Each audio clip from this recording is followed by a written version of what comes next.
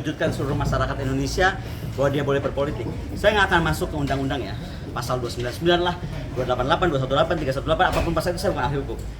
Tapi tadi yang disampaikan Mbak Bibi itu jelas, baca pasal itu kayak baca Quran, nggak boleh cuma satu ayat, baca urutannya dari atas sampai ke bawah. Jadi tahu konteks. Nah menurut saya beliau telah melanggar apa yang saya khawatirkan sejak awal di waktu Gibran melabrak MK itu. Saya sudah bilang Presiden tolong cuti, karena akan susah menempatkan dia sebagai kepala negara dan kepala pemerintahan.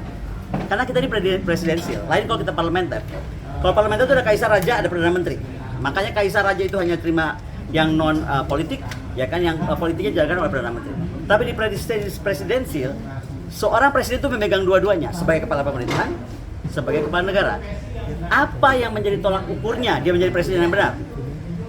Fatsun politik, etika politik. Sekarang beretika enggak? Kan itu yang mengukur kita, jiwa kita. Nggak bisa diatur segitu rigidnya gitu loh. Makanya etika politik itu menjadi sangat penting, dan itu kenapa kata-kata saya dari awal fatsun politik, saya dosen politik kok, gitu kan. Jadi presiden ini sekarang dia lupa ada etika politik yang dia langgar, dan ketika etika politik dia langgar itu menjadi hukum terberat dalam sebuah sistem demokrasi, ya kan. High treasonnya itu adalah melanggar politik dan kemudian berakibat terancamnya negara dan terancam demokrasi. Saya udah nggak bicara soal pemilu siapa yang menang deh, tapi negara kita sedang dalam ancaman besar ketika seorang presiden tidak bisa membedakan antara variabel kali konstanta. Kan kita mau ngomong agak canggih nih, emang Gibran aja bisa ngomong agak canggih, gue juga bisa, ya kan? Jadi variabel kali konstanta itu dia fungsi, tapi kalau variabel kali konstanta jadi fungsi, bahkan dia jadi disfungsi gitu loh. Nah, presiden hari ini sedang menjadi disfungsi karena dia nggak bisa bedakan tadi. Seperti kawan-kawan yang nyatakan, kapan dia sedang menjadi kepala pemerintahan, kepala negara, dan kepala rumah tangga alias bapaknya Gibran, gitu. Boni tadi terkait Pak Mahfud yang mundur ini apakah artinya sindir atau menyinggung? Saya nggak tahu, tapi kalau saya jadi presiden ya, saya ger-gerin diri saya aja. Ketika menteri saya mundur, saya nggak akan cuma ngomong, oke, saya hargai mau mundur. Saya refleksi dong, kenapa dia mundur? Oh iya ya, oh ternyata aturannya kalau mau maju itu harus mundur. Lalu saya aturannya sebagai presiden tadi yang udah limbung nih, membedakan posisi antara kepala pemerintah atau kepala negara, ya harusnya dia mundur. Itu kan menurut saya harusnya begitu. Kembali ini masalahnya ke fatsun political etika, moral. Jadi kompas kita tuh jangan cuma legal. Kita boleh aja segala macam dilegalkan, tapi legitimate nggak? Legitimasinya tercapai nggak gitu? Itu yang terjadi hari ini. Itu kenapa begini ya, tadi malam tuh saya diundang oleh calon paslon pemenang bahwa udahlah Bu Koni nggak usah terlalu keras, bahwa dipastikan 02 ini akan menang dalam satu putaran, ya kan? Dipastikan satu putaran, dipastikan ini untuk apa, hanya tinggal 19 hari, ya sudahlah, maksudnya terima saja begitu. Dari hasil apa katanya survei 52% and so on and so forth. Saya cuma mau bilang aja, kalau saya nggak tahu kenapa keyakinan itu terjadi sampai bisa bicara begitu kepada saya. Tetapi yang mau saya sampaikan begini, Anda boleh Pak Presiden ya, yakin betul bahwa TNI misalnya, segelintir TNI di belakang atau seluruh TNI di belakang saya nggak tahu, atau Polri, atau BSSN, atau apapun gitu kan. Tetapi how far can you go Mr. Presiden? Karena tadi ya, kita tuh logik aja, Vox Populi, Vox Dei, satu tentara sekarang atau Polri itu menghandle 632 orang Indonesia. Dan rakyat Indonesia 632 itu yang per satu tentara atau polisi itu mewakili suara Tuhan yang mengirimkan. Jadi jangan main-main dengan rakyat, itu saya mau ngomong. Kekuatan rakyat itu dahsyat. Kekuatan rakyat itu dahsyat. Bapak tegas berarti artinya ya Pak Mahfud ini menyindir Pak Jokowi gitu ya? Itu kalau saya bilang, kalau saya jadi presiden, yang nggak tahu kalau dia ngerasa kesindiran, masalahnya dia nggak ngerasa apa-apa.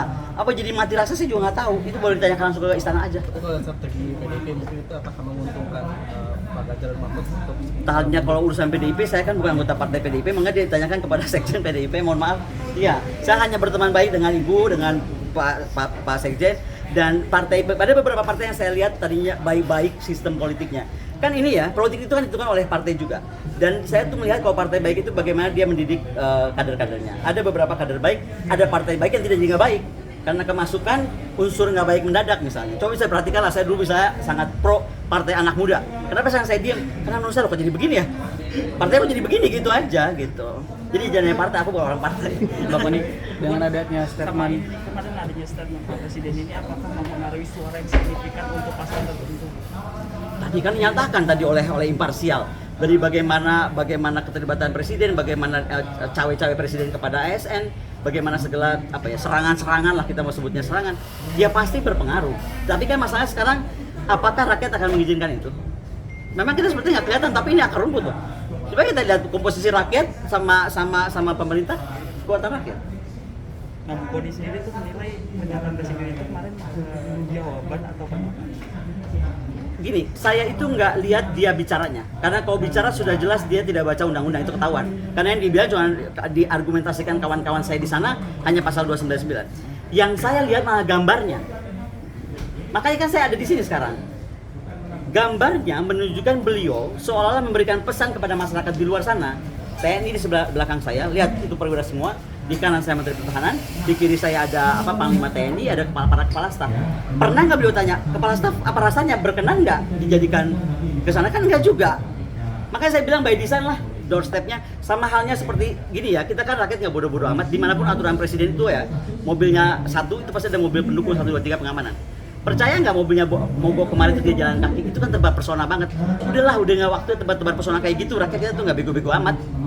Gitu loh. Jadi untuk apa? Jadi juga wartawan dulu kok dia mau jalan-jalan sendiri, biar aja jalan sendiri, jemput sendiri. Ngapain juga dia foto-foto. Oke, mangga.